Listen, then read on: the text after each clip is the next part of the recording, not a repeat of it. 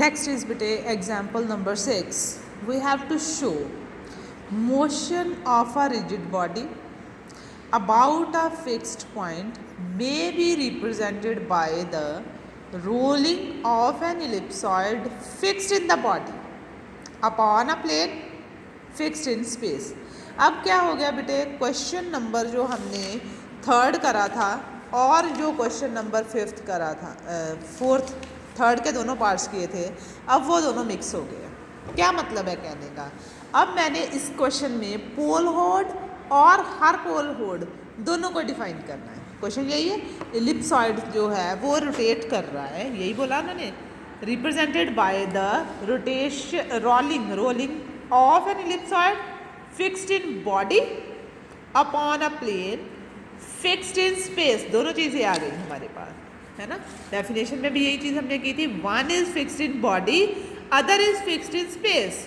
Fixed in body means पोल होड की बात होएगी, फिक्स्ड इन स्पेस मीन्स हर पोल होड की बात होगी। तो क्वेश्चन नंबर 6 इंपॉर्टेंट इस पॉइंट ऑफ व्यू से है कि इसमें भी हमने दोनों केसेस को एक ही टाइम पे डिस्कस करना है, ठीक है।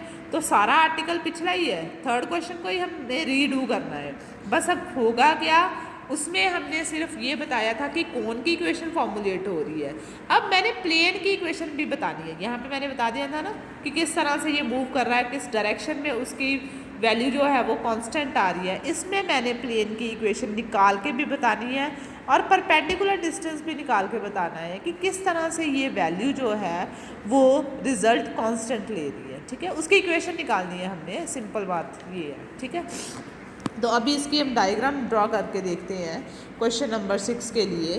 वो हमारे पास क्या है बेटे, फिक्स्ड पॉइंट है। सपोज अगर हम इधर एक्स एक्सिस ले लें, परपेंडिकुलर इसके 90 डिग्री जेड एक्सिस ले लो, इधर क्या आ जाएगा फिर वाई एक्सिस।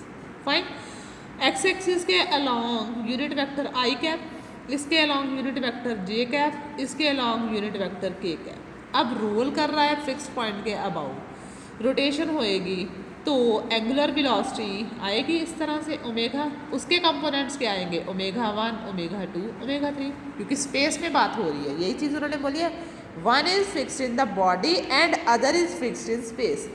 स्पेस है तो we will discuss all the 3 components of angular velocity also, ठीक है। तो अगर इसी के ऊपर हम कोई पॉइंट P ले लें तो P के कंपोनेंट हमें पता है एक्स वाई जेड आएंगे, स्पेस में कोई पॉइंट लेंगे तो OP वेक्टर की वैल्यू हमें पता ही है कि आ जाएगी, R वेक्टर आ जाएगी, ठीक है। तो we can rewrite omega vector can be written as omega 1 I cap, omega 2 J cap plus omega 3 K cap. Fine, similarly X vector जो होएगा R vector, it will be like X I cap, Y J cap plus Z K cap. तो जैसे कि मैंने आपको बताया था, पोल होड और हर पोल होड की बात हो रही है। फाइन, तो इसलिए हमारे पास क्या रिजल्ट आएगा, पोल होड और हर पोल होड के लिए रिजल्ट में क्या चेंजेस आएंगी, ओमेगा। तो पोल होड और हर पोल होड की बात हो रही है, तो हमने रिलेशंस निकाले ही हैं कि काइनेटिक एनर्जी के लिए हमारे पास क्या है, A star omega 1 square, B star omega 2 square plus C star omega 3 square. Fine, equation of the ellipsoid हमने ऑलरेडी निकाली हुई है इंसस्टेनियस एक्सिस के लिए।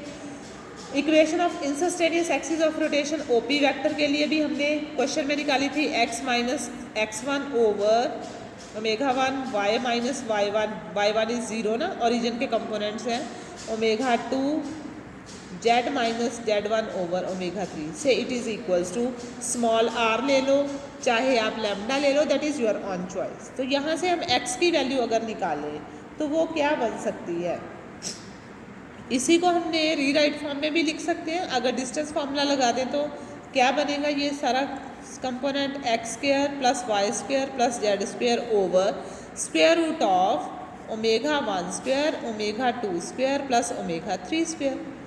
फाइन, तो अब मुझे पता ये किसकी वैल्यू बेटे, आर भी हमने डिस्कस करा था, ये चीज़ है। तो this is the value of magnitude of R, it can be written as R. Fine, तो ये मैग्नीट्यूड किसका आ रहा है फिर, ओमेगा के कंपोनेंट्स का आ रहा है, तो it is R over omega. अगर यहाँ पे हमारे पास ये चीज़ आ जाए आर ओवर ओमेगा, तो एक्स की वैल्यू क्या आ जाएगी, R over omega into omega 1। Similarly Y की value R over omega into omega 2। Z की वैल्यू आ जाएगी R over omega into omega 3। X Y Z आ गया हमारे पास। लाइन क्या है, मीट कर रही है इसी लाइन को। अभी हमने ये जो रिलेशन निकाला, अब हमने क्या करना है, वहाँ पे अगर हम सारी वैल्यूज़ को रिप्लेस करें लाइन को, ठीक है, तो हमारे पास वैल्यूज़ क्या आएंगी। एक्स वाई जेड के लिए हमने ये पॉइंट्स लिए थे ना, X Y Z any point on this line, तो हम लोग ओमेगा 1 ओमेगा 2 ओमेगा 3 को रिप्लेस कर सकते थे एक्स स्क्वायर वाई स्क्वायर और जेड स्क्वायर के साथ। तो ये लाइन क्या बनेगी, A star X square plus B star Y square plus C star Z square. Fine. तो अब यहाँ पे हमने x की वैल्यू रिप्लेस की, तो क्या बनेगा, 2t is equals to A star as it is X square means R square over omega square into omega 1 square plus B star as it is Y square means R square over omega 2 square plus C star Z square क्या आ जाएगा, R square over omega square into omega 3 square.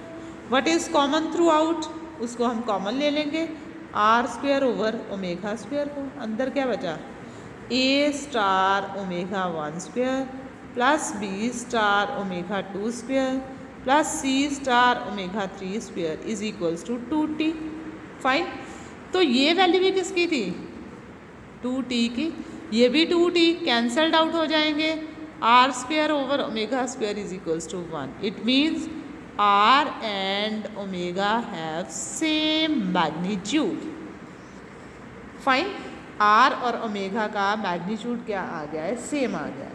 अब equation हमने किसकी निकालनी थी, tangent plane to the ellipsoid at point X Y Z लो या ओमेगा 1 ओमेगा 2 ओमेगा 3 लो, सेम। क्यों, अभी हमने प्रूव किया है, we can replace R with omega.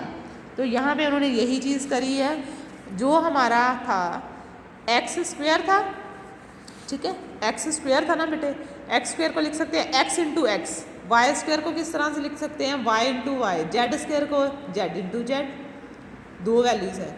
एक एक्स उसने ऐसे ही रख लिया प्लेन की फॉर्म में, एल एक्स लिखना था, ओमेगा 1 क्यों लिखा, क्योंकि आर और ओमेगा सेम है, तो इसका मतलब क्या होएगा, X equals to omega 1, Y is equals to omega 2, Z is equals to omega 3। तो वैल्यूज़ को हम अगर रिप्लेस करेंगे तो क्या रिजल्ट बनेगा हमारे पास टेंजेंट प्लेन के लिए, ए स्टार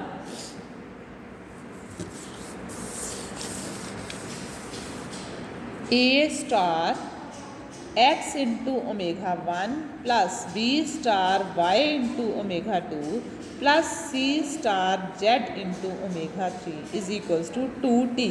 क्यों किया ये हमने, अभी हमने ये प्रूव करा r is equals to omega, तो it means x is equivalent to this y and z। Fine. अगर ये सारी चीज़ है तो हम लोग ये सारी रिप्लेसमेंट कर सकते हैं। अब हमने क्या निकालनी है, P perpendicular distance, length of the perpendicular from the centre of the ellipsoid upon this tangent plane. तो P की वैल्यू क्या आ जाएगी, यही इक्वेशन है, किसके थ्रू निकालना है हमने, सेंटर के थ्रू था, तो एक्स वाई जेड जीरो हो जाएंगे, 0 माइनस 2t मैग्नीट्यूड होता है, तो 2t over square root of coefficient of x क्या आ जाएगा, A star omega 1 whole square plus coefficient of y B star omega 2 whole square plus coefficient of z C star omega 3 whole square. तो ये हमारे पास क्या आएगा, perpendicular distance. तो नीचे देखो बेटा ध्यान से, ये किसकी वैल्यू है, किसकी वैल्यू है, square root of h square, it means 2t by h। 2t is constant, h is constant, so the perpendicular distance is constant. Fine. तो अब उन्होंने क्या बोला कि टेंजेंट प्लेन, डायग्रामेटिकली भी उन्होंने प्रूफ कर दिया है कि ये जो हमारा प्लेन आ रहा है टेंजेंट प्लेन, ठीक है, चाहे हम पॉइंट एक्स वाई जेड पे ड्रॉ करें या ओमेगा 1 ओमेगा 2 ओमेगा 3 से ड्रॉ करें, रिजल्ट हमारे पास क्या आएगा, इनवेरिएबल। इनवेरिएबल मीन्स चेंज नहीं होएगा, चेंज नहीं होएगा मतलब कांस्टेंट, वो हमने प्रूव कर दिया है। तो यही सारी चीज़ हमने प्रूव करनी थी, पोल होल्ड और हर पोल होल्ड। तो this is very very important example, ठीक है। तो इसको ध्यान से करना है। The chapter is finished now. जो आपके प्रॉब्लम्स हैं सेक्शन बी में वो आप मेरे से डिस्कस कर सकते हैं। तो सेक्शन बी जो है अब आपका डन हो गया है बेटे। तो उसके अकॉर्डिंगली आपका 40 मार्क्स का पेपर जो है वो आज कंप्लीट है। So I hope there will be no supply at all students will do the questions carefully. जो आपके डाउट्स हैं, जो आपकी प्रॉब्लम्स हैं, you can share in the group. Thank you so much.